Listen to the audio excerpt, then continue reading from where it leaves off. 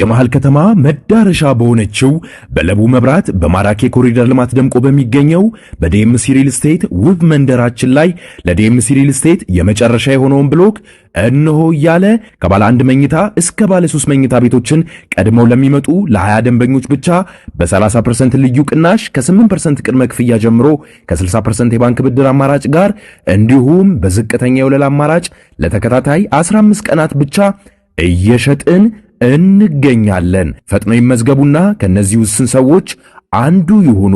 ለመመዝገብ በ0902888831 ላይ ይደውሉ። ዲኤምሲ ሪል ስቴት።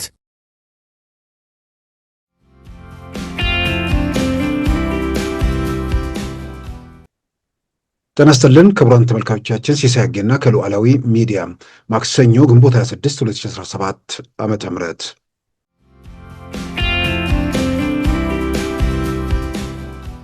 ሳንሰራ እጃችን አጣጥፈን የሚሰራን ሰው በመተቸት ኢትዮጵያን መለወጥ አንችልም እና ብዙ ተላግማችኋል፣ ብዙ የዳቦ ስም አወጣችኋል። አሁን በመላው የኢትዮጵያ ሕዝብ ስም መጠይቃችሁ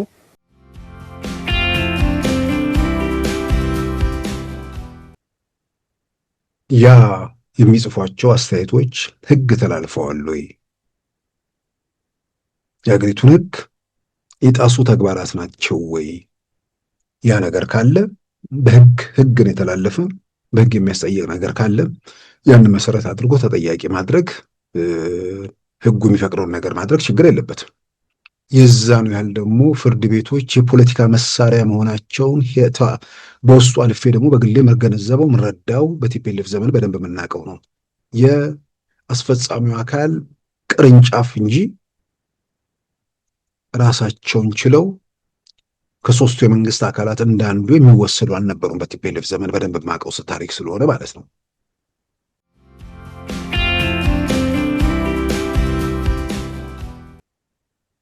የሆነ ነገር በተፈጠረ ቁጥር ለዛ ጠቅላይ ሚኒስትሩ አውሮፓ ሄዱ፣ እዚህኛው ሀገር እኮ አልተቀበሏቸውም የሚል እኔ የተረቱ ብዛት የልቦለድ ድርሰቱ መጠን የሚገርመኝ የደራሲዎቹ ጉዳይ አይደለም።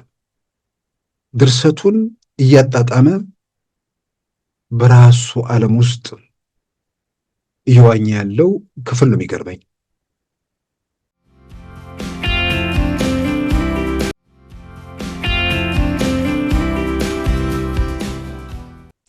በዛሬ ፕሮግራማችን በእነዚህና በሌሎች ወቅታዊ ጉዳዮች ላይ ትኩረት አድርገናል። አሁን ወደ ዕለቱ ዜና እናመራለን። ከስራ ይልቅ ትችትን ተግባራቸው ያደረጉ ሰዎች በስራ ተሳትፎ እንዲያደርጉ ጠቅላይ ሚኒስትር አብይ አህመድ ጥሪ አቀረበው። ምንም መስራት ሳይችሉ የስራ ቅደም ተከተል የሚነግሩንና ስራችንን ሁሉ የሚያጣጥሉ ወገኖች በመስራት ይፎካከሩን ሲሉ መልእክት አስተላልፈዋል። በማዕከላዊ ኢትዮጵያ ክልል የገጠር ኮሪደርን ለማስጀመር ትናንት ወደዚያ የተጓዙት ዶክተር አብይ አህመድ የገጠሩን ሰው ሕይወት ለመለወጥ እየተደረገ ያለውን ጥረት እነርሱም በየአካባቢያቸው እንዲፈጽሙና ሰርተውም እንዲተቹ ጥሪ አቅርበዋል። ኢትዮጵያ ውስጥ ስራዎች ሲጀመሩ ዶሮ ሲባል ዶሮ ምን ያደርጋል፣ ስንዴ ሲባል ስንዴ ምን ያደርጋል፣ ኮሪደር ሲባል ኮሪደር ምን ያደርጋል፣ ህዳሴ ሲባል ህዳሴ ምን ያደርጋል ብለው የማይሰሩ ነገር ግን ለሚጀመሩ ስራዎች ሁሉ የዳቦ ስም የሚያወጡ ሰዎች አሉ። እነዚያ ለስራ ሁሉ የዳቦ ስም የሚያወጡ አቃቂር የሚያወጡ ስራ ሳይጀምሩ ስራ ሳይችሉ ፕራዮሪቲ የሚያወጡ ይሄ ይቅደም ያ ይከተል ያ ያስፈልግም ይሄ ያስፈልጋል የሚሉ ሰዎች አሁን ለነሱ ቻሌንጅ አለኝ። ብዙ ጊዜ ስንጀምር ጅምሮቻችንን በማጥላላት በመውቀስ በማራከስ ብዙ ደክማችኋል። አሁን እኔ በሐላባ 1 በከምባታ 1 በስልጤ 1 በሃዲያ 1 መንደር ሰራለሁ። እናንተ ቁጭ ብላችሁ የዳቦ ስም የምታወጡ ሰዎች ሐላባ አይደለም በሰፈራችሁ፣ ለባዳ አይደለም ለዘመዳችሁ አንዳንድ መንደር ስሩና ገንዘብ ካላችሁ በገንዘባችሁ፣ ገንዘብ ከሌላችሁ በጉልበታችሁ፣ በውጭም ያላችሁ በግልም ብትችሉ በግልም ባሲው አስተባብራችሁ የሰውን ህይወት ንኩትና ከዚያ ጥያቄ አንሱ። የሰውን ህይወት ቀይሩና ከዚያ ተቹ። ሳንሰራ እጃችን አጣጥፈን የሚሰራን ሰው በመተቸት ኢትዮጵያን መለወጥ አንችልም። እና ብዙ ተላግማችኋል፣ ብዙ የዳቦ ስም አወጣችኋል። አሁን በመላው የኢትዮጵያ ሕዝብ ስም የምጠይቃችሁ ለአቃቂር እንዲመቻችሁ ሰርታችሁ አሳዩን። ከኛ የተሻለ ነገር ሰርታችሁ አሳዩን። ይሄ በመንግስት እይታ አይሰራም፣ ሰበብ አያስፈልገውም። አስተባብረን ለምነን ደምረን ሰው በራሱ መሬት ላይ የራሱን ህይወት የምናሻግርበት ስራ ነው። ማንም መስራት ይችላል። እና እንደዚያ የዳቦ ስም በማውጣት የተካኑ ወንድምና እህቶቻችን አሁን በተግባር በየመንደሮቻቸው የአርሶ አደሩን በመንካት በተጨባጭ ስራም እንደሚመስል እንዲያሳዩንና ከዚያ በኋላ ያለውን ንግግር ከተግባር በኋላ እንድንወያይ በዚሁ አጋጣሚ ቻሌንጅ ማድረግ ፈልጋለሁ። ጥላቻና ዘረኝነት አይጠቅመንም ሲሉ የኢትዮጵያ ኦርቶዶክስ ተዋሕዶ ቤተክርስቲያን ፓትርያርክ ብፁዕ ቅዱስ አቡነ ማትያስ አሳሰቡ። በቅርቡ በቅዱስ ሲኖዶሱ ለተመረጡት የቅዱስ ሲኖዶስ ዋና ጸሐፊ አቡነ ዲዮስቆሮስና ለጠቅላይ ቤተ ክህነት ዋና ስራ አስኪያጅ አቡነ ሳይሮስ በተካሄደ የአቀባበል ስነ ስርዓት ላይ ፓትርያርክ ብፁዕ ቅዱስ አቡነ ማትያስ ባስተላለፉት መልእክት ዓለማዊና መንፈሳዊ ተግባራት መለያየት እንዳለባቸውም አስገንዝበዋል። ሰላም የሚገኘው ከሰላማዊቷ ቤተክርስቲያን ያሉት ብፁዕ ቅዱስ አቡነ ማትያስ ከቤተክርስቲያን ያልተገኘ ሰላም ከየት ይገኛል? ሰጠን ኃላፊነት መንፈሳዊ መሆኑን ግንዛቤ ውስጥ ማስገባት ለአገራችን ሰላም የበኩላችንን አስተዋጽኦ ለማበርከት በትጋት መስራት ይኖርብናል ብለዋል። ጥላቻ፣ ዘረኝነት፣ ጎጠኝነት አይጠቅመንም፣ እኛ መንፈሳውያን ነን ያሉት ብፁዕ ቅዱስ አቡነ ማትያስ እግዚአብሔር ሲፈጥረን ንጹሕ አድርጎን የፈጠረን እኛ በራሳችን መንገድ መጓዛችን ነው ወርደን ተጠባቂዎች የሆንነው እኛ ጠባቂዎች መሆናችንን አውቀን የጠባቂነት ሚናችንን ከጥላቻ ከዘረኝነት በራቀ መንገድ በመፈጸም ለሰይጣን ሳይሆን ለእግዚአብሔር ተመችተን መገኘት አለብን ሲሉ መልእክታቸውን አስተላልፈዋል። አሁን ለተመረጡት አባቶች እግዚአብሔር አምላክ ጽናትና ብርታት ይስጥልን። የአገልግሎት ጊዜያቸውን ጨርሰው የተሰናበቱትን አባቶችም እግዚአብሔር አምላክ በቸርነቱ ይጠብቅልን፣ ስራዎቻቸውን ሁሉ ይባርክ ሲሉ ብፁዕ ቅዱስ አቡነ ማትያስ መልእክታቸውን አጠናቀዋል። አሜሪካዊው ባለጸጋ ቢል ጌት አብዛኛውን ሀብታቸውን የአፍሪካን ትምህርትና የጤና ሁኔታ ለማሻሻል እንደሚያውሉት ገለጹ። እስከ $200 ቢሊዮን ከሚገመተው ሀብታቸው 1 በመቶውን ብቻ በማስቀረት 99 በመቶውን በሚቀጥሉት 20 ዓመታት የሰው ልጆችን ሕይወት ለማሻሻል በስጦታ እንደሚያበረክቱ አስቀድሞ ማሳወቃቸውም ይታወሳል። ቢሊዮነሩ ቢል ጌት ከትናንት በስቲያ እሁድ በብሔራዊ ቤተ መንግስት የተደረገላቸውን ሽልማት ተከትሎ ቢቢሲን ጨምሮ ዓለም አቀፍ መገናኛ ብዙሃን በመድረኩ ያስተላለፉትን መልእክት መሰረት ያደረጉ ዘገባዎችን አሰራጭተዋል። የአፍሪካን ጤናና ትምህርት ለማሻሻል በአርቲፊሻል ኢንቴሊጀንስ የሚደገፉ ስራዎችን ለማበረታታትም ሀብታቸውን በዚህ መልኩ በስጦታ እንደሚያበረክቱ ተመልክቷል። የዛሬ 20 ዓመት እንደ አውሮፓውያን አቆጣጠር በ2045 ዕድሜያቸው 90 ሲጠጋ ከሀብታቸው 1 በመቶውን ብቻ ሲቀር 99 በመቶውን ሙሉ በሙሉ የሰው ልጆች ሕይወት ለማሻሻል በተለይም በጤና ረገድ ያሉ ችግሮችን ለመቅረፍ እንደሚያውሉት አስቀድሞ ባለፈው ወር የገለጹ ሲሆን አብዛኛውን ሀብታቸውን ለአፍሪካ እንደሚያውሉም ቃል ገብተዋል። ከ20ኛው ክፍለ ዘመን መጨረሻ ጀምሮ ከባለጸጋዎቹ ዝርዝር ውስጥ ግንባር ቀደም ሆነው የቆዩትና በኋላም ከግንባር ቀደሞች ውስጥ የነበሩት ቢል ጌት አሁን ግን ፎርቢስ ባወጣው መረጃ ቢል ጌት ከቀዳሚዎቹ 10 ውስጥ እንደሌሉበትም ታውቋል። የባለጸጎቹን የሀብት መጠን እየለኩ ደረጃ ከሚያወጡ ተቋማት አንዱና ታዋቂ የሆነው ፎርብስ ውርለት ይፋ ባደረገው አዲስ መረጃ በዓለማችን $423 ቢሊዮን ሀብት በመሰብሰብ ቀዳሚ ሆኖ የተመዘገበው የቴስላ ስፔስ ኤክስ እና ኤክስ ባለቤት ኤለን መስክ ሲሆን የፌስቡኩ ማርክ ዙከርበርግ በ$224 ቢሊዮን ይከተላል። የአማዞኑ ጄፍ ቢዞስ በ$220 ቢሊዮን በሶስተኛ ደረጃ ላይ የተመዘገበ ሲሆን ከፈረንሳዩ በርናርድ አርኖልድ እና ከስፔናዊ አሜኒኮ ኦርቴጋ ውጭ ከቀዳሚዎቹ 10 ባለጸጎች ውስጥ 8ቱ አሜሪካዊ መሆናቸውንም ፎርብስ መጽሔት ይፋ ካደረገው መረጃ መመልከት ተችሏል። የኢትዮጵያ አየር ኃይል አብራሪና የበረራ አስተማሪ የነበሩት ኮሎኔል ጌታቸው መንገሻ ከዚህ ዓለም በሞት ተለዩ። በስደት አሜሪካ ውስጥ ከሩብ ክፍለ ዘመን በላይ ያሳለፉት ኮሎኔል ጌታቸው መንገሻ በ72 ዓመታቸው ባለፈው ሳምንት ከዚህ ዓለም በሞት የተለዩ ሲሆን የቀብራቸው ስነ ስርዓትም ከነገ በስቲያ ሐሙስ አሜሪካ ውስጥ እንደሚፈጸምም ተመልክቷል። ኮሎኔል ጌታቸው መንገሻ እንደ ብዙዎቹ የአየር ኃይል አብራሪዎች የዛሬ 17 ዓመት በሌሉበት የዕድሜ ልክ እስራት የተፈረደባቸው መሆኑንም መረዳት ተችሏል። የዛሬ 72 ዓመት በኢትዮጵያ አቆጣጠር የካቲት 18 1945 በደብረ ዘይት ወይንም ቢሾፍቱ የተወለዱት ኮሎኔል ጌታቸው መንገሻ በኢትዮጵያ አቆጣጠር በ1963 የዩኒቨርሲቲ ትምህርታቸውን አቋርጠው ኢትዮጵያ አየር ኃይልን መቀላቀላቸውን ከህይወት ታሪካቸው መረዳት ተችሏል። ኮሎኔል ጌታቸው መንገሻ የዛሬ 17 ዓመት በፌዴራሉ ከፍተኛ ፍርድ ቤት የቅጣት ውሳኔ ከተላለፈባቸው 21 ፓይለቶች ውስጥ አንዱ ሲሆኑ ቅጣቱ ከተወሰነባቸው ፓይለቶች 4ቱ በእስር ቤት የነበሩ ሲሆን ኮሎኔል ጌታቸው መንገሻን ጨምሮ 17ቱ ከሀገር ውጭ ነበሩ። በውጭ የሚገኙት ፓይለቶች በኢትዮጵያ ውስጥ ለውጥ መምጣቱን ተከትሎ የሀገር ባለውለታዎች መሆናቸውን በማስታወስ መንግስት ፍትህ እንዲሰጣቸው፣ የተሰደዱትም እንዲመለሱ በጋራ ጥሪ አቅርበው ነበረ። አሁንም ጥሪያቸውን ቀጥለዋል።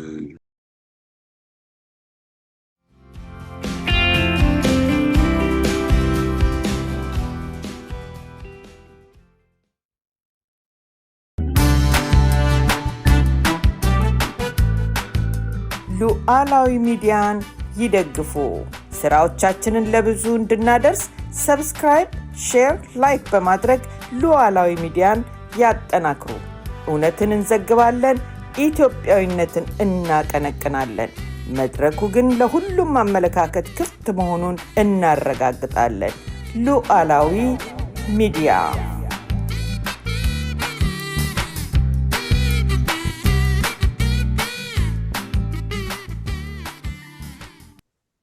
ክቡራን ተመልካቾቻችን የቀድሞ የሰላም ሚኒስትር ዴኤታ የነበሩት አቶ ታዬ ደንዳ በትናንትናው ዕለት በድጋሚ ታስረዋል።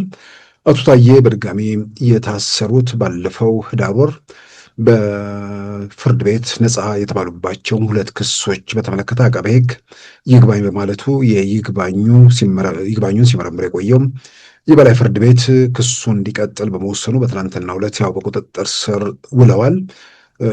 እንግዲህ አቶ ታዬ ወደ ትላንት ከመታሰራቸው በፊት በቀደሙት ቀናት፣ ሳምንታት በተከታታይ የሚጽፏቸው ጽሁፎች ጋር ተያይዞ ያው መንግስት የሚያስደስት ነገር እንዳልሆነ በግልጽ የሚታወቅ ነገር ከመሆኑ ጋር ተያይዞ ያሉ አሁን መልሰው መያዛቸው ቀደም ሲል በጻፏቸው ጽሁፎች እንጂ በፍርድ ቤቱ ቀደም ሲል በነበረው ክስ እንደገና እንዲንቀሳቀስ በመፈለጉ አይደለም የሚሉ በተለያየ መንገድ ካሉ ሁኔታዎች ተነስተው የቀደመ የፍርድ ቤቶችን አሰራርም መሰረት አድርገው አስተያየቶች እየተሰጡ እያየን ነው። በሌላም በኩል ደግሞ ትልልቅ ማለትም የመረጃ ምንጭ የሚባሉ በመንግስታት ደረጃ የተያዙ እንደ ቢቢሲ ያሉ መገናኛ ብዙሃን ለጉዳዩ ትኩረት ሰጥተው ቅድሚያ መዘገባቸው የሚጠበቅ ነው፣ መደረግም ያለበት ነገር ነው። ነገር ግን ዘገባው ላይ ክስ ቀርቦባቸው በነጻ ተብለው አሁን ፍርድ ቤት አሰራቸው የሚል ዘገባ ነው የወጣው። ፍርድ ቤት እንዴት ሊያስራቸው ይችላል? ፍርድ ቤት ነጻ ካላቸው በኋላ እንደገና ፍርድ ቤት እንዴት ብሎ ያስራቸዋል? የሚል በተለያየ መንገድ ለሰዎች ስለ ጉዳዩ የተሟላ መረጃ መስጠት የመጀመሪያው ከየትኛውም ወገን የሚጠበቅ ነው። ስሜትን፣ ፍላጎትን ወይ ደግሞ የሆነ ወገንን ሊያስቆጣ ይችላል ተብሎ የሚቀርቡ ዘገባዎች በየትኛው መመዘኛ ተቀባይነት ያላቸው ነገሮች አይደሉም። አቶ ታዬ ክስ ቀረበባቸው። 3 ክስ ያንን ጉዳይ ፍርድ ቤት ሲመረምር ቆየ። 2 ክሶች ከአማጽያን ጋር በመተባበር አመጽ ማነሳሳት የሚሉ ክሶችን በተመለከተ የተጨበጠ መረጃ አላገኘሁም በሚል በ2 ክሶች ነጻ ብሏቸው ህገወጥ መሳሪያ በመያዝ የሚለውን እንዲከላከሉ ተወስኖ ያንን ሲከላከሉ ቆዩ።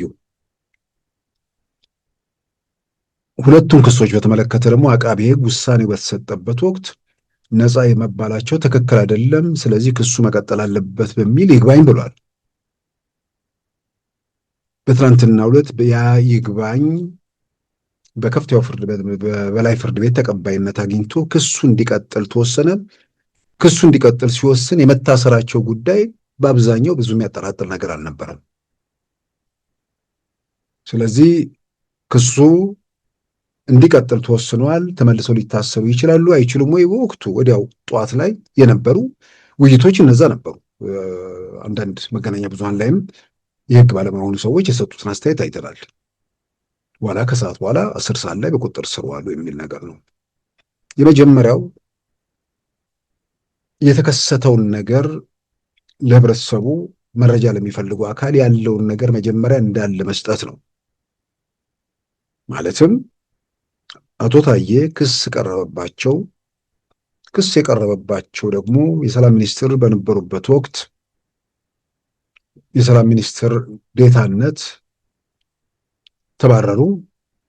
መባረራቸውን ተከትሎ ጠንካራ ጽሁፍ፣ ጠንካራ ብቻ ሳይሆን ስድብም የተቀላቀለበት ጽሁፍ በተለይ በጠቅላይ ሚኒስትር አብይ ላይ ጻፉ።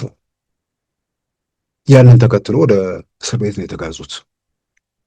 በተጋዙበት ወቅት ከቤታቸው እንደዚህ እንደዚህ ተገኘ ተብሎ በአብዛኛው የተገለጹ ነገሮች አሉ። ከኦሮሞ ነጻነት ግንባር ከምናምን ጋር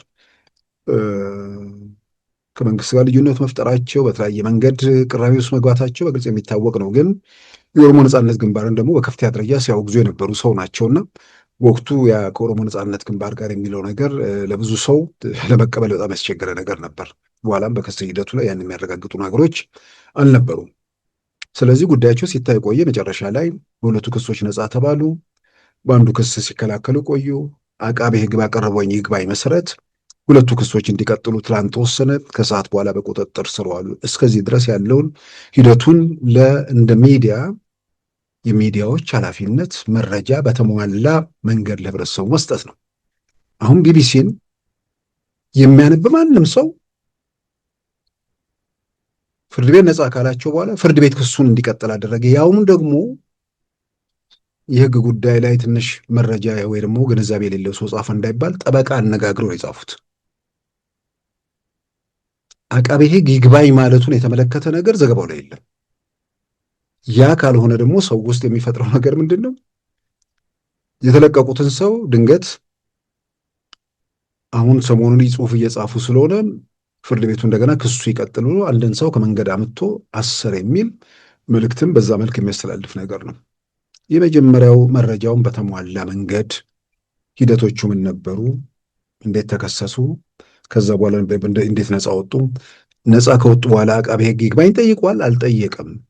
አሁን ጥያቄ መነሳት ያለበት በወቅቱ አቃቤ ሕግ ይግባኝ ሳይጠይቅ አሁን ሰሞኑን የሚጽፉትን ጽሁፍ ተከትሎ ይግባኝ ጠይቆ ያን አድርጎ ከሆነ ራሱ የይግባኝ ጊዜ ገደብ የለውም ወይ የሚለውን ነገር ማንሳት ይቻላል። ግን አቃቤ ሕግ ወዲያውኑ ነፃ በተባሉበት ወቅት ይግባኝ ጠይቋል። እንደሰማነው እንግዲህ ያ አይደለም የሚል እስካሁን መከራከሪያ ነገር የለም። እስከዚህ ድረስ መረጃውን መጀመሪያ በደንብ ከሰጡ በኋላ የሚጽፏቸው ወይ ደግሞ በወቅቱ የነበሩት ሁኔታዎች ያስተላልፏቸው መልእክቶች ከአማጽያን ጋር መተባበርን ወይ ደግሞ አመፅ መቀስቀስን ያሳያሉ አያሳዩም የሚለው የፍርድ ቤት ጉዳይ ነው። ዝም ብለን የየራሳችን ግምቶች ነው መውሰድ የምንችለው። ያንን ግምት ደግሞ መሰረት አድርጎ የሚሰጡ አስተያየቶች በተለይ ጉዳዮች በፍርድ ቤት ሂደት ላይ ባሉበት ወቅት ለማንም ይጠቅሙ አይደሉም። በፍርድ ሂደቱ ላይ የራሱ ተጽዕኖ ያደርጋል ነው እንግዲህ ባለሙያዎች የሚሉት። ነገር ግን አሁን ሰሞኑን ከነበረው ሁኔታ ጋር አያይዘን አቶ ታዬ በተከታታይ የሚጽፏቸው ከጤና ባለሙያዎቹ የትኛውንም ነገር ኢትዮጵያ ውስጥ የሚደረግ ነገር ላይ አስተያየት ይሰጣሉ። ምናልባትም ራሳቸው ሲደግፉት የነበሩትን ሀሳብ ጭምር በመቃወም ድምፃቸውን ያስተባብራሉ። የተወሰነ የልህ ነገር የሚመስል በተወሰነ ደረጃ ንዴትም የሚመስል በሁሉ ነገር ላይ አስተያየት የሚሰጡበት ሁኔታ ነው ያለው። በሁሉ ነገር ላይ ተቃውሞ ያቀርባሉ። ያ የሚጽፏቸው አስተያየቶች ሕግ ተላልፈዋል ወይ? የሀገሪቱን ሕግ የጣሱ ተግባራት ናቸው ወይ? ያ ነገር ካለ ሕግን የተላለፈ በሕግ የሚያስጠይቅ ነገር ካለ ያንን መሰረት አድርጎ ተጠያቂ ማድረግ ሕጉ የሚፈቅደውን ነገር ማድረግ ችግር የለበትም። ነገር ግን በሰሞኑ ከሚያደርጓቸው የሚጽፏቸውና የሚያደርጓቸው እንቅስቃሴዎች ጋር ተያይዞ የቀደመው ክስ ጉዳይ በይግባኝ እንደገና መታየቱ ወይ ደግሞ ይግባኙ ተቀባይነት አግኝቶ ክሱ እንዲቀጥል መወሰኑ የኢትዮጵያ ፍርድ ቤቶች የቀደመ ታሪካቸው ስለሚታወቅ ወደዛው መንገድ እየተጓዝን ነው የሚል ጥርጣሬ ቢፈጥር የሚገርም አይሆንም። ሂደቶቹ ምን ነበሩ? ይግባኝ ከተባለ በኋላ ይግባኙ ምንድነው? ሂደቱን ጠብቆ መጨረሻ ላይ የተወሰነ ነገር ነው ወይስ በመሀል የተሰበሩ ነገሮች አሉ? አሁን የተናገሯቸው የሚጽፏቸው ጉዳዮች በዛ ላይ ያሳደረጉት ተጽዕኖ አለ ወይ? ይሄ በተገቢ መታየት መመርመርም ያለበት ነገር ነው። ምናልባት ኢትዮጵያ ውስጥ ከለውጥ ጋር ተያይዞ ሁላችንም በለውጡ ላይ ትልቁ ተስፋችን፣ እምነታችን የመጀመሪያው ነገር ኢትዮጵያ እንደ ሀገር ህልውናዋ መቀጠል የሚችልበት መሰረት መጠረጉ ነው። ኢትዮጵያዊ መንግስት፣ ኢትዮጵያ የሁሉም የሆነች ሀገር ሁሉም ባለቤት የሚሆንበት፣ ሁሉም ባለድርሻ የሚሆንበት፣ የተወሰነው የተለየ መብት ሌላው ደግሞ የመብቱ የሚገደብበት ሁኔታን አስቀርቶ ሀገር የሁሉም የኢትዮጵያን በኩል መብትና ነጻነት የሚጠቀሙበት ማድረጉ ያ ለውጥ ኢትዮጵያን የጎሪጥ የማይታዩባት በጥላቻ ሳይሆን በጥርጣሬ ሳይሆን በህብረትና በወንድማማችነት አብረው የሚቆሙበትን ሂደት ለማምጣት የመጣ ለውጥ ስለሆነ የመጀመሪያው የሀገር ህልውናን ማረጋገጥ፣ በሌላም በኩል ኢትዮጵያን የተነፈጉትን ነጻነት ማረጋገጥ ነው። በዚህ ረገድ የታዩ ትልቅ እርምጃዎች አሉ። የመጀመሪያው ኢትዮጵያዊነትን በተመለከተ ሰው በየመንደሩ በየሰፈሩ ተኮልኩሎ በተዛባ መረጃ ውስጥ ስለ የሰፈሩን እውነት ብቻ ወይ ደግሞ እውነት የሚለውን ብቻ እየሰማ በራሱ መንገድ ላይ ቆሞ የፈጠራቸው ጉድለቶች፣ ክፍተቶች ራስን ብቻ መታይ ከሆነ የተሟላውን ስዕል ለመገንዘብ ለማንበብ የሚፈጠሩ ውስንነቶች የሚያስከትሏቸው ጣጣዎች አሉ።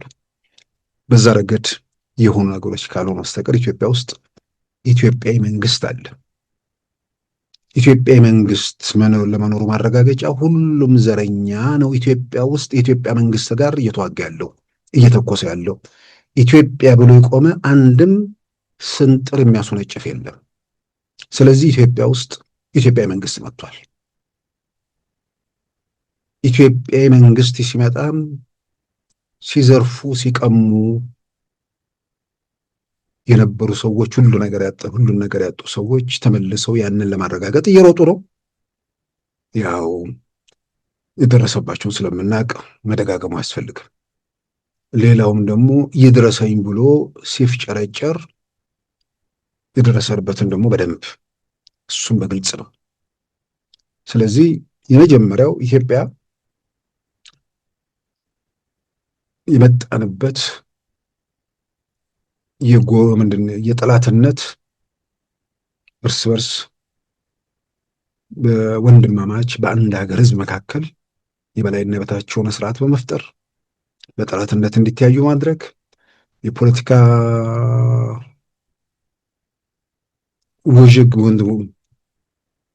ውዝግብ በተፈጠሩ ቁጥር የፖለቲካ ፍላጎትን ለማስፈጸም ንጹሐንን መፍጀትና ማስፈጀት የነበረው ምዕራፍ ለመዝጋት የተደሄደበት ትልቅ ትርጉም ያለው ወሳኝ ጉዞዎች ተደርገዋል። ችግሩ በጉልበት በኃይል የታፈነው ነገር ሲለቅ ዘረኞች ከየቦታው ፈነጩ፣ ሀገርና ህዝብ ታመሰ። ያው ደግሞ በጉልበት ሁሉን ነገር ደግሞ መያዝ የሚቻልበት ሁኔታ ሲፈጠር አሁን አደብ እየተገዛ መጥቷል። ስለዚህ በጉልበት ሁለት ነገር፣ የመጀመሪያው ኢትዮጵያ ውስጥ መሰረታዊ ነገር አንደኛ ሀገራዊ ህልም ኢትዮጵያዊ ራዕይ የነበረው ኃይል አልነበረም። የሰፈር የክልል ነፃ አውጪ ሀገር ተሰጥቶት ከክልሉ ባሻገር ማየት ተችኖት ክልሉንም ለራሱ በተለይ ህዝቡን እንደ ሰባይ ጋሻ ተጠቅሞ ሲዘርፍና ሲቀማ የነበረ ቡድን ከኢትዮጵያ ፖለቲካ ሂደት ተወግዶ ሀገራዊ ህልምና ሀገራዊ ራዕይ ያነገቡ ሰዎች ወደ ኢትዮጵያ ፖለቲካ ስልጣን የመጡበት በአይን የሚታይ የሚዳሰስ እውነት ነው። በዚህ ረገድ ቀደም ሲል እንዳልኩት የሚተኩሱት የሚጮሁት በየሰፈሩ በየመንደሩ የተኮለኮለ እንጂ ሀገራዊ ህልም ይዞ ኢትዮጵያዊ ራዕይ ይዞ ከዚህ መንግስት ጋር ጥያቄ ወይ ደግሞ ተቃውሞ የሚያቀርብ ሰው አላውቅም። ስለዚህ በዚህ ረገድ ያለው ነገር የለውጡ አንዱ ስኬት ነው። ሌላው ለውጡ ነፃነትን ማረጋገጥ ነው። ለኢትዮጵያውያን መብት የኢትዮጵያ መብት ተደፍጦ ነፃነታቸውን ተነፍገው አንጻራዊ መልኩ የነበረው ነፃነት ከምርጫ 97 በኋላ ሙሉ በሙሉ ተገድቦ ያ የነፃነት ገደብ ሰዎች ሀሳባቸውን እንዲገልጹ አለመፈቀዱ፣ በነፃነት እንዲያስቡ አለመደረጉ ብቻ ሳይሆን የነጻነቱ መታፈን ከዓለም እንድንቆራረጥ ከቴክኖሎጂ እንድንርቅ በፈጠራቸው ሁኔታዎች እነ ኬንያ የዛሬ 20 ዓመት ምናምን መድረስ የደረሱበት ቦታ ላይ እኛ መድረስ የቻልነው ከለውጡ በኋላ ነው። የቴክኖሎጂ ሽግግር መደረግ የቻለው ከዛ በኋላ ነው። ኢንተርኔት የተፍታታው የተከፈተው ሀገሪቱ ከአናሎግ ወደ ዲጂታል የተሸጋገረችው ባለፉት 7 ዓመታት ነው። የነጻነቱ ዋጋ እስከዚህ ድረስ ይሄዳል። ከሰዎች ነጻነት ሀሳባቸውን ከመግለጽ በነጻነት የፈቀዱትና የፈለጉትን ሕግና ስርዓትን ተከትሎ ማድረግ የሚችሉበት ሁኔታን በማረጋገጥ ረገድ ትርጉም ያላቸው ስራዎች ተሰርተዋል። አሁን ያ እንግዲህ ሁለቱ መሰረታዊ ጉዳዮች ላይ አንዱ የነጻነቱ ጉዳይ ነው። ከነጻነቱ ጋር ተያይዞ የመጣንበት መንገድ ነጻነቱ ለስርዓት አልበኝነት በር ከፈተ። ሕግና ስርዓት ፈረሰ። ሰው ግራ ተጋባ። ሕግና ስርዓት ሲፈርስ አረመኔዎች፣ ጨካኞች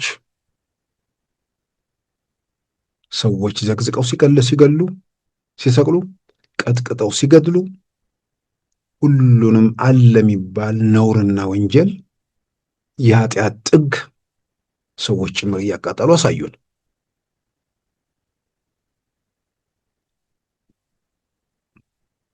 በአንድ በኩል ነጻነቱ ብቻውን የፈጠረው ነገር ሳይሆን ያንን የተገኘውን ነጻነት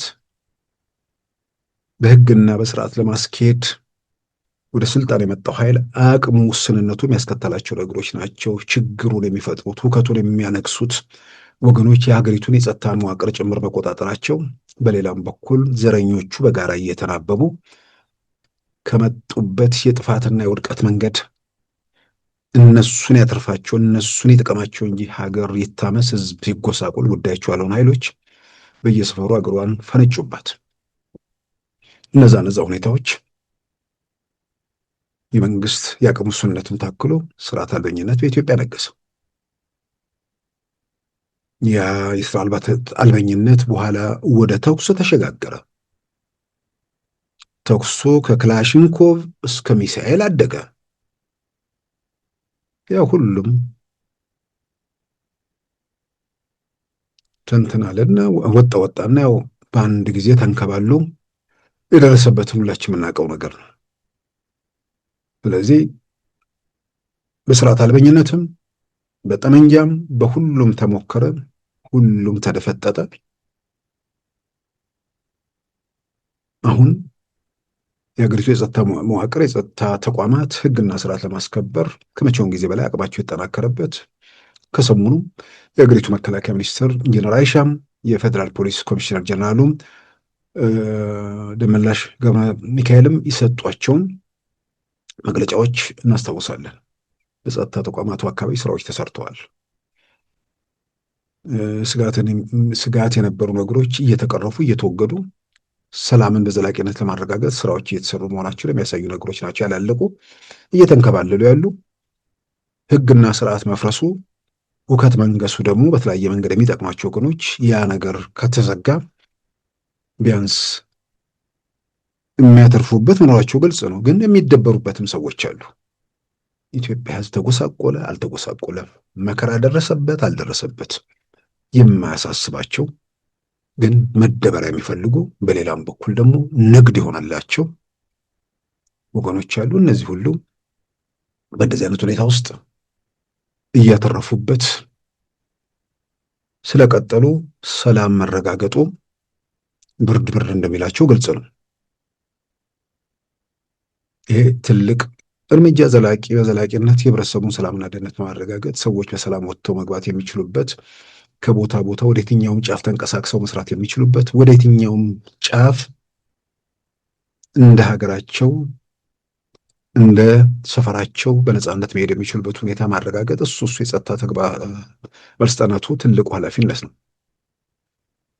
ምናልባትም ያው ወደዛ ምዕራፍ ትርጉም ባለው ሁኔታ እየተሸጋገረ ነው። ግን መሸጋገር ብቻ ሳይሆን ያንን መንገድ ላይ እንቅፋት ሊሆኑ የሚችሉ ነገሮችን መጥረግ ተጀምሯል። ለምሳሌ ከመኪና ሰሌዳ ጋር ተያይዞ ጭምር ያሉ ነገሮች።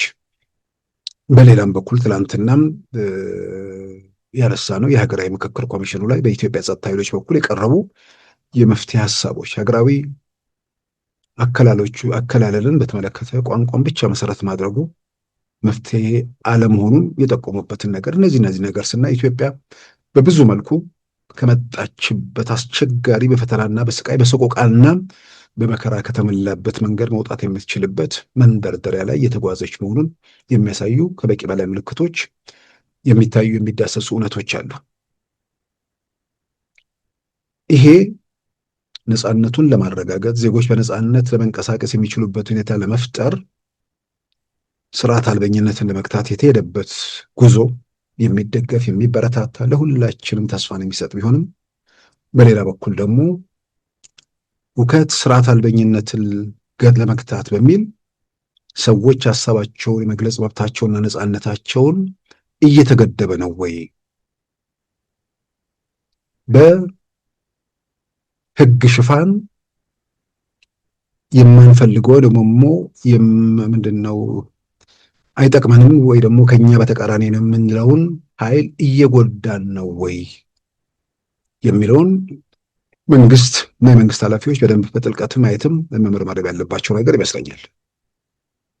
ይህንንም አነሶ ከአቶ ታዬ ጋር ተያይዞ የቅርብ ጊዜ ሰሞኑ የሚጽፏቸውን ነገር ላየ ለተገነዘበ ሰው አሁን በፍርድ ቤቶቹ ክሱ እንዲቀጥል በበላይ ፍርድ ቤት ውሳኔ መተላለፉ የዛ ውጤት ነው ወይ? ፍርድ ቤቶች ነፃ መሆናቸውን በህግ አይን አያውቃለሁ። የዛ ነው ያህል ደግሞ ፍርድ ቤቶች የፖለቲካ መሳሪያ መሆናቸውን በውስጡ አልፌ ደግሞ በግሌ መገነዘበው ምረዳው በቲፒኤልኤፍ ዘመን በደንብ የምናውቀው ነው። የአስፈጻሚው አካል ቅርንጫፍ እንጂ ራሳቸውን ችለው ከሶስቱ የመንግስት አካላት እንዳንዱ የሚወሰዱ አልነበሩም። በቲፒኤልኤፍ ዘመን በደንብ የማውቀው ታሪክ ስለሆነ ማለት ነው። አሁን ወደዛ መንገድ እየተመለስን ነው ወይንስ ሂደቶቹ ህግና ስርዓትን ተከትለው በአግባቡ እየተካሄዱ ነው ወይ የሚለውን ራሱ መታየትም መመርመርም ያለበት ጉዳይ ነው። ወዴት እየተሄደ ነው በተባለው መልክ ይህ ስርዓት አልበኝነትን ለመክታት ህገወጥ መንገድን ወይ ደግሞ ፍርድ ቤቶችን መቆጣጠር እንደ መፍትሄ ተወስዷል። ያ ለመንግስትም ለህብረተሰቡም ለማንም የሚጠቅም ነገር አይደለም። ስለዚህ የፍርድ ሂደቱን የክስ ሂደቱን እንግዲህ አይተን ሁኔታዎች ህጉን ተከትለው ህግና ስርዓትን ፍርድ ቤቶቹ በነፃነት የራሳቸውን መንገድ በነፃነት ህግና ስርዓት እያስከበሩ እየቀጠሉ ነው ወይ የሚለውን የምናየው ይሆናል። ምናልባት የህግ ባለሙያዎች አስተያየት ሊሰጡበት ይችላሉ። አንድ ሰው በቀደመ ወንጀሉ የተጠረጠረበት ወንጀል ነፃ ከተባለ በኋላ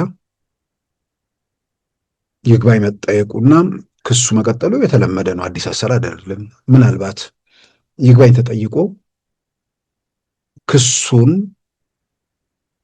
እንደገና ለማስቀጠል ይግባኝ በተባለበት ወቅት ግለሰቡ ከዛ በኋላ ከስር ከወጣ በኋላ የሚያደርጋቸው እንቅስቃሴዎች የቀደመውን ክስ ለተከሰሰበት ክስ ወይ ደግሞ ነፃ የተባለበትን ክስ የበለጠ የሚያረጋግጥ ሆኖ ከተገኘ በኋላ ላይ የሚሰራቸው ስራዎች ከፍርድ ሂደቱ ወይ ደግሞ ከክሱ በኋላ የሚከሰቱ ነገሮች ለቀደመው ነገር እንዳጋዥ እንደ ማስረጃ እንትን ነገር ይወሰዳሉ ወይ? እንደ ማስረጃ የሚወሰድ የሚችልበት ሁኔታ የለም። ከዛ በኋላ የተሰራ ስራ ስለሆነ ግን ያ እንቅስቃሴ ከአማጽያን ጋር መተባበርን፣ አመፅ ማነሳሳትን፣ በኋላ ላይ ያሉ ድርጊቶች የቀደመውን ክስ የሚያረጋግጡ ተደርገው እንደገና ክሱን ለማስቀጠል ወይ ደግሞ ፍርድ ቤቱ ይግባኙን ምንድነው የስር ፍርድ ቤቱን ውሳኔ ሽሮ ክሱ እንዲቀጥል ለማድረግ የሚያስችል ሁኔታ አለው። ይሄ የህግ ባለሙያዎች በጉዳዩ ላይ ሊወያዩበት፣ አስተያየት ሊሰጡበት የሚገባ ጉዳይ ነው። ከምንም በላይ ግን ቀደም ሲል እንዳልኩት ኢትዮጵያ ለውጥ ኢትዮጵያዊነትን የማረጋገጥ ለውጥ ነው የመጀመሪያው። ሁለተኛ ነጻነትን የማረጋገጥ ነው። ከነጻነት ጋር ተያይዞ አንዳንድ ጋዜጠኞች ታሰሩ፣ እንደዚህ ምናምን። ብዙ ጊዜ ወደዛ ውስጥ መግባት አልፈልግም። ግን በአይናችን የምናውቀው በአይናችን ያየነው የዳሰስነው እውነታ ህግና ስርዓት እንዴት እንደፈረሰ በሚዲያ በነጻነት ስም ዘረኝነት እንዴት እንደነገሰ፣ ሁከት፣ ግርግር፣ ብሔርተኛ በየሰፈሩ በየመንደሩ የተኮለኮለ ከመንደሩ ባሻገር ማየት የማይችል ሀገሩን እንዴት ሲያምስ እንደነበር የምናስታውሰው ነገር ስለሆነ ያም ሆኖ ዘረኛም ይሁን ብሔርተኛም ይሁን ሁሉ ነገር በህግና በስርዓት መታየት መጠየቅ አለበት ብዬ አምናለሁ። ማለት የሚያደርገው ነገር ህግ ተላልፎ ስርዓት ጥሶ ምናምን ከሆነ እሱ በሀገሪቱ ህግ መሰረት መታየት አለበት። ግን የመብት ተሟጋጅ የነጻነት ተሟጋጅ ተደርጎ የሚጠቀሰው ነገር እዛው ለሰፈርህ ለመንደርህ በዛ መልክ ልትገልጸው ትችላለህ። በአብዛኛው የምናውቀው እውነታ ኢትዮጵያ የመጀመሪያዎቹ ምዕራፎች የተጋፈጠችው ስርዓት አልበኝነት እነማን ምን ሲያደርጉ እንደነበር በግልጽ የምናውቀውና የምንረዳው ስለሆነ ነጻነትንና ስርዓት አልበኝነትን፣ ዘረኝነትንና ሀገራዊ ወይ ደግሞ ኢትዮጵያዊነትን እያቀላቀሉ ደግሞ እያምታቱ የራስ ፍላጎትን ለማስፈጸም የሚደረግ ነገር ብዙ ቢጠቅም አይመስለኝም። ከህግ ውጭ መንግስት ወይ ደግሞ የጸጥታ ተቋማት ወይ ደግሞ ፍትህ ተቋማት ሊጎዷቸው ሊያጠቋቸው ፈልገው በዛ መልክ እንትን ያሉ ነገር ካለ የፍርድ ሂደቱ ላይ ይሄ ተደርጓል የሚል ከመከራከሪያ ካለ እሱን ሁላችንም ድምጻችን የምናስተባብርበት ነው። ኢትዮጵያ ውስጥ ሚዲያዎቹ ላይ ምን እንደሚዘግብ እኮ እያየን እየተገነዘብን ነው።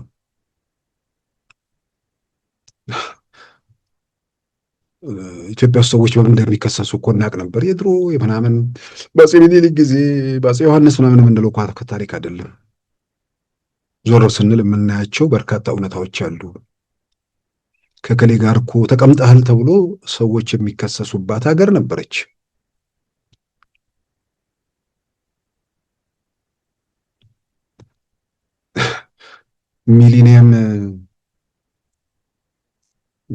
ሚሊኒየሙ ሁሉ ነገር ሆቴሎች ይጨናነቃሉ፣ መኪና ኪራይ ይጠፋል ምናምን የሚሉ በጣም ከፍተኛ ፕሮፓጋንዳ ተሰርቶ በርካታ ሰዎች መኪና ገዝተው ምናምን ቤት ያላቸውም ያለውን ሰው እያስለቀቁ ጠበቁና መጨረሻ ላይ ብዙ ነገር ሲያጡ ጋዜጦች ሚሊኒየሙ ይሆናል ተብሎ ነበር ምንም ነገር የለም ብለው ይዘግበው ሲያስፈራሯቸው በሳምንቱ ሞቅ ብሏል ሚሊኒየም የሚል ዜና የሚጻፍበት አገር ነበር።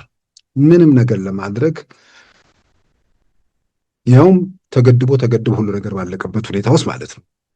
ስለዚህ የሌለ ምንድን ነው ትላንት አፈና ስለነበር ዛሬ አፈና ይቀጥል የሚል ማንም ጤነኛ ሰው የለም። ግን ትላንትን ለማንቆለጳጰስ የሚሞክሩ ሰዎች ጤንነታቸው መጠየቅ ነው ያለባቸው ራሳቸውን። በሌላም በኩል ደግሞ ትላንት አፈና ስለነበር ትንሽ መብት ከሰጠናችሁ ይበቃችኋል የሚልም ነገር ደግሞ ተቀባይነት የለውም። ሕግና ስርዓት መከበር አለበት። የዜጎች ነጻነትም መረጋገጥ ይገባዋል። ስለዚህ ከአቶ ታዬ ጋር ተያይዞ ባለው ነገር ላይ የፍርድ ሂደቱን በተመለከተ ያው ሂደቱ እሱ እንግዲህ ጠበቆቹ ምናምን የሚናገሩትን እያየን እንትን የምንለው ነገር ይሆናል። ነገር ግን ክሱ መልሶ የተንቀሳቀሰው ወይ ደግሞ እንትን ያለው ይግባኙ በወቅቱ ይግባኝ የተባለ ነገር አሁን በሰሞኑ ከሚያደርጉት እንቅስቃሴ ጋር ተያይዞ ቀጥቷል ወይ ተመልካቾች ካሉ እሱ መሰረት አድርጎ አስተያየት መስጠት ይቻላል። ከዛ ውጭ ግን የኢትዮጵያ ፍርድ ቤቶች የፖለቲካ መሳሪያ ሆነው ስላለፍንባቸው ዛሬ ያ መንገድ ተመልሶ እየመጣ ነው ወይንስ ሕግና ስርዓትን ተከትሎ ሁኔታዎች እየሄዱ ነው የሚለው እሱን እንግዲህ በሂደት እያየን የምንገመገመውና በጉዳዩ ላይ አስተያየት የምንሰጥበት ይሆናል። ከዛ ውጭ ግን ከሰሞኑ ከዚህ ከጤና ባለሙያዎች ከምናምን ጋር ተያይዞ አስተያየት የሚሰጡ በተለያየ መንገድ እንትን የሚሉ ሰዎችም በተወሰነ ደረጃ ራሳቸው የጤና ባለሙያዎቹም ተገቢ ጥያቄ ኢትዮጵያ ውስጥ ያለው የኑሮ ሁኔታ በተለያየ መንገድ የሚታወቅ ነገር ስለሆነ ጥያቄያቸው ላይ ጥያቄ የሚያነሳ ብዙ ሰው አላይም።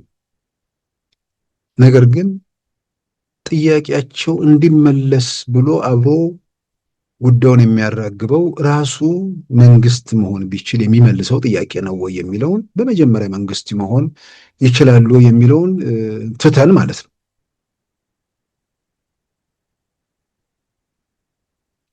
የሀገሪቱ ሀብት የሀገሪቱ አቅም ለኢትዮጵያ ውስጥ ያሉ የተለያዩ ሙያ ዘርፍ ላይ ያሉ ሰዎችን የኑሮ ሁኔታ ለማሻሻል በገቢ ረገድ ጭማሪ ለማድረግ የሚያስችል ነው። ያ ጭማሪ ተያይዞ አብሮ የሚመጡ ግሽበቶችን አብሮ የሚጋብስ ከሆነ ጭማሪው ምን ትርጉም አለው? ይልቅ በዘላቂነት ኑሮን በዘላቂነት መደጎም በሚቻልበት ሁኔታ ላይ እንዲህ አይነት መውጫዎች ምንድን ናቸው የሚለውን የጤና ባለሙያዎቹ ከመንግስት ጋር፣ መምህራን ከመንግስት ጋር፣ የሚመለከቷቸው አካላት ከመንግስት ጋር መክረው የሚወስኑት ነው። ከዛ ውጭ እውነት ለመናገር ቆም ብሎ የሚያስብ ግራ ቀኝ የሚያይ ሰው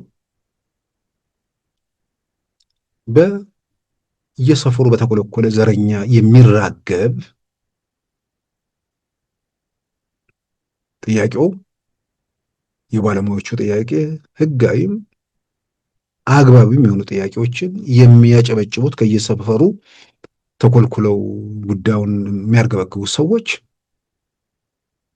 የሚፈልጉት ጥያቄው እንደማይመለስ ስለሚያውቁ ይሄንን ተከትሎ በአክቲቪዝም የተደረገው ነገር አልተሳካም፣ ጠመንጃ በመተኮስ የተደረገው ነገር አልተሳካም። ስለዚህ ምናልባት ስራ ማቆምም አይነት ነገር እሱ ደግሞ የሆነ ነገር ኢትዮጵያ ውስጥ ግርግር ይፈጥር ይሆን? ግርግሩን ተከትሎ የሆነ ነገር ቢተራርፍ ነገር ይኖር ይሆን? በፍርስራሽ ውስጥ ዘውድ ፍለጋ ውስጥ እንገባ ይሆን የሚሉ የየራሳቸውን ህልም ቅዠት ውስጥ የሚባክኑ ሰዎች አጀንዳው ላይ ተንጠልጥለው ይልቁንም ጉዳዮች በአግባቡና በተገቢ መንገድ ምላሽ እንዳያገኙ እንቅፋት እየፈጠሩ መሆናቸውንም እሱንም ማጤኑ በተለያየ መንገድ ለህብረተሰቡ የሚጠቅሙ ይመስለኛል። ኢትዮጵያ ውስጥ ልማት የሚለሙ ነገሮች ይሄኛው ታጥፎ ለዚህኛው ለሰራተኛው ደሞዝ ይሰጥ ማንም ኢኮኖሚስት የትኛውንም ኢኮኖሚስቶች እያወሩ ነው። በደሞዝ ጭማሪ ችግሩ አይፈታም። የደሞዝ ጭማሪ ሌላ ግሽበትን ነው የሚጋብዘው። ኢትዮጵያ አሁን እንደ ነውር እንደ ወንጀል የሚጠቆሰው ነገር ሁሌ ይገርመኛል። ስንማረር ሲያመን የነበረው እኮ በብድርም በእርዳታም የሚመጣው ገንዘብ እኮ ሸሸ ነው። የተባበሩት መንግስታት የልማት ፕሮግራም ጭምር ያወጣውን ዳታ ስናይ ስለቆየን ማለት ነው። በውጭ ምንድን ነው በውጭ ንግድ 2 ቢሊዮን ዶላር ማለፍ ያልቻለች ሀገር በወቅቱ በአመት ከ3 ቢሊዮን ዶላር የሚሸሽባት ሀገር ነበረች። አንዳንዴ ከፍ የሚልበትም እንትኖች አሉ። ስለዚህ በዛ መልክ የሀገር ሀብት ተመዘበረ፣ በልጆቻችን በልጅ ልጆቻችን ስም የሚመጡ ብድሮች ጭምር ሸሹ፣ ሀገራችንን አራቆቱ የሚል ነበር ተቃውሞ።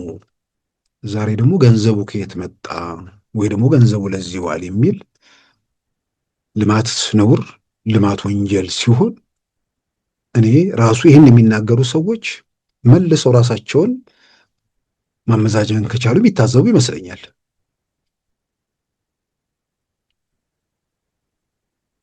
ስራዎች ሲሰሩ፣ ልማት ሲረጋገጥ የስንት ሰዎች በልተው ማደር የሚችሉበት ሁኔታ እንደተፈጠረ፣ በሌላ በኩል ያ ነገር ይዞ የሚመጣው ሀብት በቱሪዝም በምናምን የሚመጣውን ነገር ትተን ሰዎች የስራ ዕድል በመፈጠሩ የብዙ ሰዎች ጉሮሮን መድፈኑ ቢያንስ የሚሸሸው ገንዘብ ሀገር ላይ ኢንቨስት መደረጉ ያ በከፍተኛ ደረጃ የሚሰራው የልማት ስራ ለኑሮ ግሽበት ደግሞ ለውድነቱ አስተዋጽኦ አድርጓል ወይ? ብዙ ጊዜ የልማት እንቅስቃሴዎች ለግሽበት አስተዋጽኦ አሏቸው የሚል የኢኮኖሚስቶች ትንተና አለ። በግሽበቱና በሚሰጠው ጥቅም መካከል ያለውን ነገር ይሄንን መዝኖ ወይ የተወሰነ ነገር ልማቱ ላይ ያለውን ነገር ያዝ ማድረግ አስፈላጊ ነው የሚሉ የሚነሱ ነገሮች አሉ። በኢትዮጵያ ደረጃ ግን እንዲህ አይነት ትንተና ላይ ኢትዮጵያ በውጭ ምንዛሪ ተቀፍድዳ መላውስ የማትችልበት ደረጃ ላይ በደረሰችበት ወቅት የኢኮኖሚስቶቹ ትንታኔ ሀገሪቱ አለቀላት የሚል ነበር። ምክንያቱም የውጭ ምንዛሪ የለም፣ መድኃኒት መግባት አይችልም፣ ነዳጅ መግባት አይችልም። በዚህ ሁኔታ ውስጥ እንደ ሀገር መቀጠል የሚቻልበት እድል የለም የሚል ማስፈራሪያ፣ ጨለማ፣ ወደ ሲኦል እየተንደረደርን መሆኑን ሲገልጹልን ነበር። መውጫውን ግን አያሳዩንም ነበር ያኔ።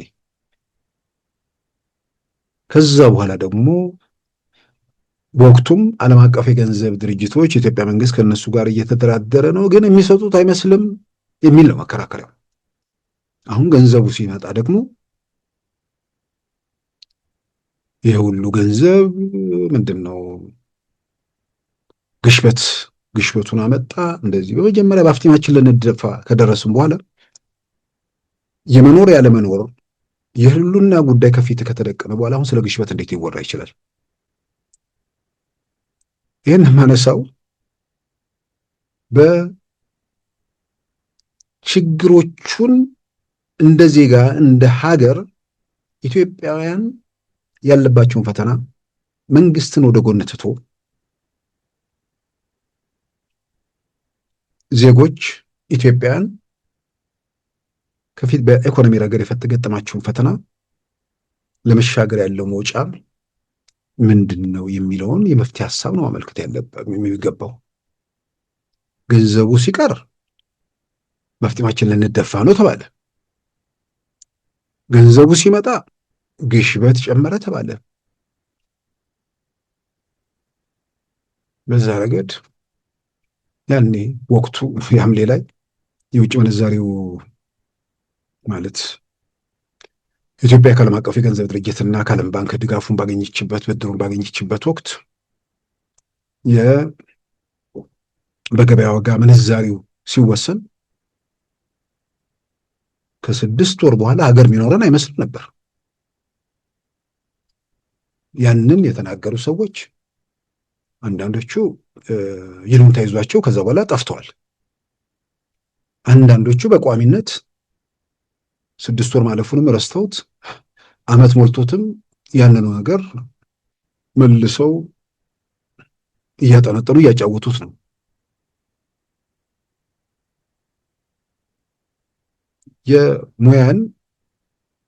ሙያን ለጥላቻ ለተቃውሞ መገለጫ ከማድረግ ይልቅ ሙያን በአግባቡ ሀገርን ትውልድን በሚጠቅም ጉዳይ ላይ ተጨባጭ የሆኑ ትንተናዎች፣ ትርጉም ያላቸውን መግለጫዎች እሱ መሰረት አድርጎ ህብረተሰቡን በጋራ ሆኖ ይሄ ነገር እንዲህ ቢሆን ምናምን ጥያቄ እንዲያነሳ መደረግ ነው ያለበት። በቋሚነት ሁሉንም ነገር ጥላሸት፣ ሁሉንም ነገር ጥቀርሻ እያለበሱ ማን ሊሰማ የትኛው ወገን ሊከተል ይችላል? መፍትሄውስ ላይ ማን ሊረባረብ ይችላል? እና በአጠቃላይ ኢትዮጵያ ውስጥ የምንገመገባቸው ነገሮች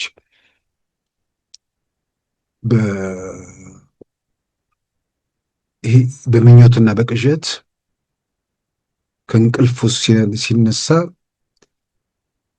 የሆነ ነገር ተለውጦ እንዲያድር የሚመኘው ሁሉ አሁን በህልሙም እንደማይቻል አውቆ አረጋግጧል። ስለዚህ አሁን ጥያቄው ምን እንዴት ልደበር የሚል ነገር ሆኗል። ግን በመደበር ውስጥ የሰዎች ስቃይና ሰቆቃ በተለይ በገጠሮቹ አካባቢ መቀጠሉ ነው በጣም የሚያሳዝነው።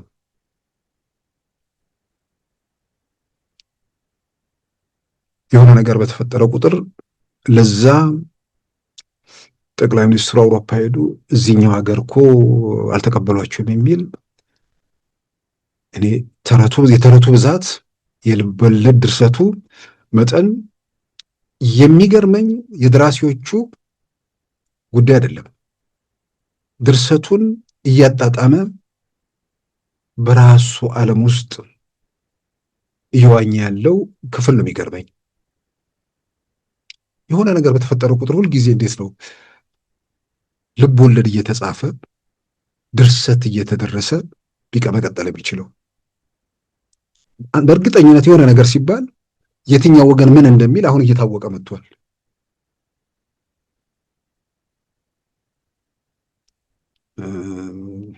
ጠቅላይ ሚኒስትሩና ፊልድ ማርሻሉ እንዲህ ብለው መከሩ የሚባል ዜና የሚያምን የሚዘግበው ጤና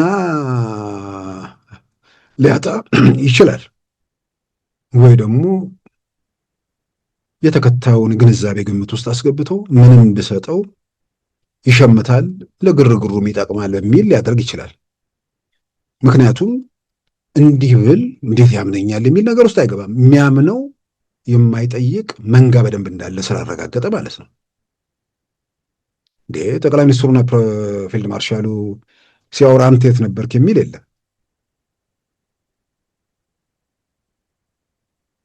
ጠቅላይ ሚኒስትሩ የሆነ ሀገር ሲሄዱ እዛ ቦታ ላይ እንደዚህ ሀገር መሪ አልተቀበላቸውም፣ በዚህ በኩል አለፉ፣ በዛ በኩል ተጓዙ፣ ከየት አመጣ፣ የት ነበር ምናምን የለም። ይልቅ መሬት ላይ ካለ እውነታ ጋር ራስን አስማምቶ በመፍትሄው ችግሮች ላይ በተጋራ ከችግሮች ለመውጣት ምን ይደረግ፣ ምን አይነት መንገድ እንከተል፣ በመንግስት በኩል እንደ መንግስት ማድረግ የሚገባው ማድረግ ያልቻለው በዳተኝነት ነው፣ በአቅም ማነስ ነው፣ ለሌላ ጉዳይ ነው ምናምን እንዲህ አይነት ነገሮች ላይ ትኩረት አድርጎ በመፍትሄ ጉዳዮች ላይ የሐሳብ ክርክሮች ወደ ማድረግ መጓዝ ለሁሉም ይጠቅማል። ከዛ ውጭ ምኞተንን እየተመኙ እየቃዡ በምኞት እየተንሳፈፉ ብዙ ርቀት እስካሁን ድረስ ተመጣ። አሁን ከዚህ በኋላ በእንደዚህ መንገድ መቀጠል የሚቻልበት ሁኔታ ያለ አይመስለኝም። ይልቁንም አሁን የዚህ የሀገሩ ጉዳይ ሀገር ውስጥ ያለው ነገር እልባት ሲሰጠው የኤርትራ ጉዳይ ደግሞ ከፊት ለፊት ትስላለ። እሷ ላይ የተወሰነች ተስፋ አድርጎ ደግሞ እንትን የሚሉ ሰዎች ያሉና በስንቱ ተስፋ እየተደረገ ይቀጥላል። ያ በአክቲቪዝምና በመንደር ወሮበሎች ሲንገዳገድ የነበረው መንግስት ወደ ቋጠኝነት ከተቀየረ በኋላ ማንነት ላይ ብትጠጋ ምን ልታመጣ ትችላለህ? በቃ እኮ ሌላ ምዕራፍ ውስጥ ነው ያለ ነው። ይልቁንም ኤርትራም የ60 ምናምን ዓመት የቀውስ የመከራ የፈተናውን ምዕራፍ በጋራ በመዝጋት ለነገ ለትውልድ የተሻለ ነገር ለመፍጠር አንዱ ለሌላው ድጋፍ መሆን የሚችልበት ሰጥቶ በመቀበል መርህ ተደጋግፎ ማደግ ተደጋግፎ ትውልዱን ማሻገር የሚቻልበት ነገር ላይ እሱ ላይ መስራት። ከዛ ውጭ ፍንክትካች በሆኑ ወደ ሽፍትነት በተቀየሩና ህልውናቸው አጠራጣሪ ደረጃ ላይ በደረሱ ጥቃቅንና አነስተኛ ቡድኖች እንዲሁም ደግሞ በፍንክትካች በሆነው ቲፒኤልኤፍ ኢትዮጵያ ውስጥ የሚመጣ የማሳደር የሚቻል ምንም ጫና አለመኖሩን ግምት ውስጥ አስገብቶ መውጫው መንገድ ላይ በጋራ መክሮ ወደፊት መራመድ የሚቻልበት ላይ ስራዎችን መስራት ጥሩ ነው። ነገር ግን የምናያቸው የምንገመግማቸው ነገሮች ሁለቱም ወገኖች በዓለም አቀፉ ማህበረሰብ አካባቢ ሁኔታዎች ቢፈጠሩ ጉዳዮችን ለማስረዳት የሚደረግ ሩጫ የሚመስሉ ነገሮች እያየን ነው። ያው የጠቅላይ ሚኒስትር አብይ የአውሮፓ ጉዞ፣ የኢትዮጵያ ጦር አዛዦች ወደ አውሮፓ ወደ ራሽያ ያደረጉት እንቅስቃሴ እንዲህ እያለን የምንዘረዝራቸው ነገሮች አሉ። የቅርብ ጊዜያት ውስጥም የብሔራዊ መረጃና ደህንነት ዋና ዳይሬክተሩ እና የጠቅላይ ሚኒስትሩ የምስራቅ አፍሪካ አማካሪ አምባሳደር ሬድዋን ሁሴን እና አቶ ጌታቸው ረዳም ባለፈው ሳምንት ደቡብ ሱዳን ነበሩ። ትላንት ደግሞ ሱዳን ተጉዘው በተለይ ፖርት ሱዳን አልቡርሃንን የሱዳኑን ጊዜ ሽግግር ምክር ፕሬዚዳንቱን ከጠቅላይ ሚኒስትር አብይ የተላከ መልእክት አደርሰዋል። እንግዲህ አካባቢው ላይ ካለው ፖለቲካ ጋር የተያዘ ነገር ነው። በሌላም በኩል ደግሞ በኤርትራም በኩል የኤርትራ ውጭ ጉዳይ ሚኒስትር አቶ ኦስማን ሳላ ህንድ ነበሩ። በቀይ ባህር ጉዳይ ላይ እንደገናም በምስራቅ አፍሪካ ሁኔታ ላይ መከረን የሚል በኤርትራ ማስታወቂያ ሚኒስትር ገጽ ላይ የወጣውንም ነገር አይተናል። ሳይደግ ሳይጣላም እንዲሉ በመካከለኛው ምስራቅ ተጽዕኖ ፈጣሪ ከሆኑ ሀገራት አንዱ የሆነችው ግብጽ ከኢትዮጵያ ጋር ደግሞ ዋናው ባላንጣ ዛሬ መካከለኛው ምስራቅ ላይ ተሰሚ ወይም ተጽዕኖ ፈጣሪነቷ እያበቃ በአብዛኛው ተመልካች እየሆነች መምጣቷን ትላንት ዘኢኮኖሚስት ላይ ወጣ ዘገባ ተከታትለናል። ሌላው ቀርቶ ትራምፕ ወደ መካከለኛው ምስራቅ በተጓዙበት ወቅት የመካከለኛው ምስራቅ ባለ ጉዳይ ባለ ጊዜ ከፊት መስመር ላይ የማይጠፉ የግብፁ ፕሬዝዳንት ማንም ትዝ ብሎት አልጋበዛቸውም። በየትኛው መድረክና በየትኛውም አጋጣሚ ላይ አልነበሩም። መካከለኛው ምስራቅ ላይ ሚናቸው፣ ተጽዕኗቸው፣ ተሰሚነታቸው እያበቃ ወይ ደግሞ ገሸሽ እየተደረገው መሆኑን በኢኮኖሚስት ላይ የወጣውን ዘገባም በማንበብ በአንድ በኩል ከምዕራባውያን ጋር ያላቸውን ርቀት እየተረዳን ነው፣ በሌላም በኩል ተጽዕኖ ፈጣሪነታቸው እየቀነሰ ነው። ቋሚ ጠላት ሆኖ የቀጠለ ሀገር በዚህ ደረጃ ሚናው መገደቡ፣ ተጽዕኖ እንትን ማለቱ ለኢትዮጵያ የሚጠቅም ነገር ነው። በማስተባበር ማለት እንትን የሚችልበት ሁኔታ ሊኖር የሚችልበት እድል በጣም ሰፊ ነው። ስለዚህ እንዲህ ኢትዮጵያን በውሃ በምናምን ሀሳቡ በጠላትነት የሚመለከት ኃይል አቅሙ፣ ተሰሚነቱ፣ ተጽዕኖ መቀነሱ ለኢትዮጵያ ትልቅ ነገር ነው። እንደውም የትራምፕ ወደ መካከለኛው ምስራቅ በተጓዙበት ወቅት የአረብ ሊግ ስብሰባ ወደ ባግዳድ አካባቢ ነበር መሰለኝና የአረብ መሪዎች 22 አካባቢ ናቸው ስብሰባ ላይ የተገኙት አልሲሲን ጨምሮ 5 የሀገር መሪዎች ሲሆኑ ሌሎቹ በሚኒስትር በምናምን የተወከሉበት ሁኔታ መሆኑን በኢኮኖሚስት ላይ ከወጣው ዘገባ መረዳት ይችለናል። ስለዚህ በአጠቃላይ በተወሰነ ደረጃ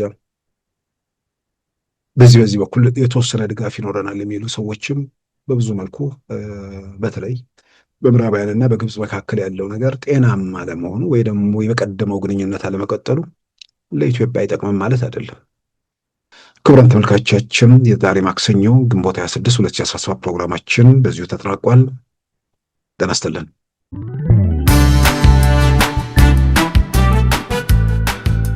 ሉዓላዊ ሚዲያን ይደግፉ። ስራዎቻችንን ለብዙ እንድናደርስ ሰብስክራይብ፣ ሼር፣ ላይክ በማድረግ ሉዓላዊ ሚዲያን ያጠናክሩ። እውነትን እንዘግባለን፣ ኢትዮጵያዊነትን እናቀነቅናለን። መድረኩ ግን ለሁሉም አመለካከት ክፍት መሆኑን እናረጋግጣለን። ሉዓላዊ ሚዲያ